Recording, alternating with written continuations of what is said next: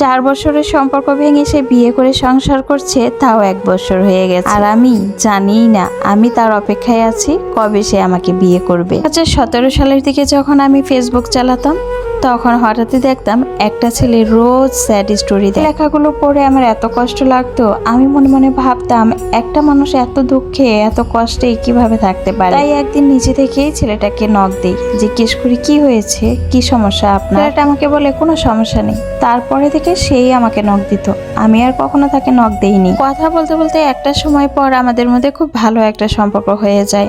মাঝে সে আমাকে একবার প্রপোজ করেছিল, আমি না করে দিই। আমার কখনো রিলেশন করার ইচ্ছে ছিল না কারোর সাথে। ইচ্ছে ছিল লেখাপড়াটা শেষ করে বাবা মা যেখানে বিয়ে দিবে তাদের পছন্দ মতো ছেলেকেই আমি বিয়ে করে সংসার করব। একটু মোটামুটি ভালো ছিলাম, তাই এসব চিন্তা মাথার মধ্যে কখনোই আনি নাই। সে প্রপোজ করার পরেও আমাদের সাথে টুকটাক কথা হতো, কথা চালিয়ে যেতাম, কথা আর বন্ধ হয়নি। মাঝে 1 বছর যখন অতিক্রম হয়ে যায়, তখন সে আবার আমাকে প্রপোজ করে। তখন আমি তার প্রস্তাবে রাজি হয়ে যাই, তার সাথে রিলেশনে যাই। আমাদের রিলেশনের প্রায় 2 থেকে 3 বছরের মতো হয়ে যায়। আমাদের রিলেশনের 2 বছরের মাথায় হঠাৎই সে একদিন প্রচুর অসুস্থ হয়ে যায়। আমি কোনোভাবেই 1 সপ্তাহ পর্যন্ত তার সাথে কোনো যোগাযোগ করতে পারিনি। পাগলের মতো হয়ে গিয়েছিলাম আমি তখন। তার বাড়ির যে অ্যাড্রেসটা দিয়েছিল, আমি লোক লাগিয়ে সেখানে তার খবর নেই। সেখানে খবর নিয়ে জানতে পারি তার খালাতো বোনের সাথে নাকি তার বিয়ে সেই ছোটবেলা থেকেই ঠিক করে রেখেছে তার মা। এটা শুনে আমার এত কষ্ট লেগেছিল সেদিন, যে একটা মানুষ এভাবে আরেকটা মানুষকে কিভাবে ঠকাতে পারে। কথাটা শোনার পর আমি তার সাথে সম্পর্কটা ভেঙে দিই। সে অনেকবার আমার সাথে কথা বলার চেষ্টা করেছে,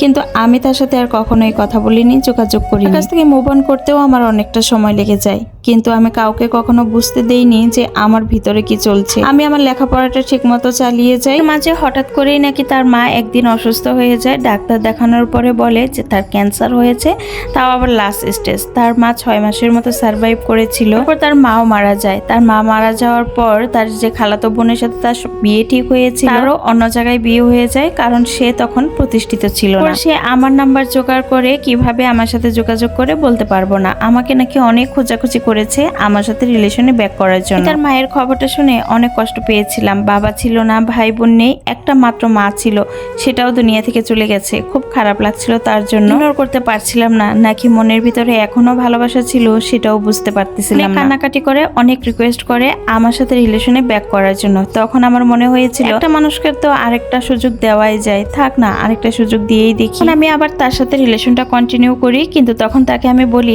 এখন আমার বিয়ের বয়স হয়ে গেছে, তুমি একটা কিছু করো যাতে আমি তোমার কথা আমার ফ্যামিলিকে বলতে পারি আর আমাদের বিয়েটা হয়। সে কোনো কাজ করতে রাজি হয় না। তখন আমি বললাম, তাহলে তো আমি তোমার কথা আমার ফ্যামিলিতে কোনোভাবেই বলতে পারবো না আর আমাদের বিয়েটাও হবে না। হাতে কোনো ক্যাশ টাকা ছিল না, কিভাবে সার্ভাইভ করবে, কিভাবে এক শহর থেকে আরেক শহরে যাবে, টুকটাক যে খরচ করবে সে সামর্থ্যও তখন তার ছিল না। আমি যেহেতু মোটামুটি ভালো স্টুডেন্ট ছিলাম, লেখাপড়ার পাশাপাশি টুকটাক টিউশনই করতাম। টিউশনের কিছু টাকা আমার কাছে সেভিংস ছিল, সেই টাকাটা আমি তার কাছে দেই যে তুমি আপাতত এই টাকাটা নিয়ে যাও, তো কিছু একটা করার চেষ্টা করো, তারপর যদি টাকার দরকার হয় আমাকে বলো, আমি তো টুকটাক কিছু করছি, আমি তোমার খরচ চালাবো। প্রায় 6টা মাস আমি তার খরচ চালিয়েছি। সে যখন গ্রাম থেকে ঢাকা চলে আসে চাকরির খোঁজে, পর আল্লাহর রহমতে সে খুব ভালো একটা চাকরিও পেয়ে যায়। তার চাকরিটা এতটাই ভালো ছিল যে 2টা ফ্যামিলি সে ইজিলি চালাতে পারতো। আমার লেখাপড়াও শেষ, ফ্যামিলি থেকে অনেক চাপ দিচ্ছিল আমাকে বিয়ে করার, তাই অনেকটা সাহস নিয়ে বাবা মাকে তার কথাটা আমি খুলে বলি, আমি একজনকে পছন্দ করি, মানে তার ফ্যামিলি ব্যাকগ্রাউন্ড সবকিছু আমি বলি। বাবা শুধু মাথা নিচু করে বলেছিল, আচ্ছা আমাদের সমস্যা নেই, তোমার পছন্দই আমাদের পছন্দ, আসতে বলো। আমি অনেক খুশি মনে তাকে ফোন দিলাম যে আমার ফ্যামিলি থেকে রাজি হয়ে গেছে, আর ওর ফ্যামিলিতে যেহেতু তেমন কেউ ছিল না, তাই আমাদের বিয়েটার আর কোনো বাধা রইল না। কিন্তু যেদিন থেকে আমি তাকে আমাকে বিয়ে করার কথাটা বলেছি আমার ফ্যামিলিতে ওর কথা আমি বলে দিয়েছি, আমার ফ্যামিলি রাজি, সেদিন থেকে দেখলাম সে আমাকে ইগনোর করা শুরু করেছে। যখনই তাকে আমাদের বাড়িতে আসার কথা বলতাম, বাবা মায়ের সাথে কথা বলার কথা বলতাম, তখনই সে এটা ওটা বলে এড়িয়ে যেত আর আমার বাবা মার সাথে দেখা করতো না। এদিকে আমার বাবা মাও আমাকে বিয়ের জন্য প্রচুর চাপ দিচ্ছিল, কিন্তু বাবা আমাকে বলেই বসলো, আমরা তো তুমি যাকে পছন্দ করো তার সাথেই তোমাকে বিয়ে দিতে রাজি হয়েছি, কিন্তু সে তো তোমাকে বিয়ে করতে রাজি হচ্ছে না, আমাদের সাথে কথা বলতে আসে না, আর এইদিকে তোমার বয়স হয়ে যাচ্ছে, তুমি আমাদের পছন্দ মতো কাউকে বিয়ে করছো না। এখন এক প্রকার বাধ্য হয়েই আমি তাকে সারপ্রাইজ প্লাস তার সাথে সামনাসামনি কথা বলবো বলে তার চাকরির ওইখানে চলে যায়। গিয়ে আমি যা শুনবো সেটার জন্য আমি মোটেও প্রস্তুত ছিলাম না। মনে হচ্ছিল আমার পায়ের নিচ থেকে মাটিটা সরে গেছে, আমি কোথায় দাঁড়িয়ে আছি। সেখানে গিয়ে তার কলিগদের কাছে জানতে পারি সে নাকি বিয়ে করেছে আরো 1 বছর আগে। যাকে বিয়ে করেছে তাকেও নাকি রিলেশন করে পছন্দ করেই বিয়ে করেছে। আপু, মানুষকে এত নিষ্ঠুরভাবে কিভাবে ঠকায়? মানুষকে এত নিষ্ঠুরভাবে ঠকিয়েও সুখী হতে পারে?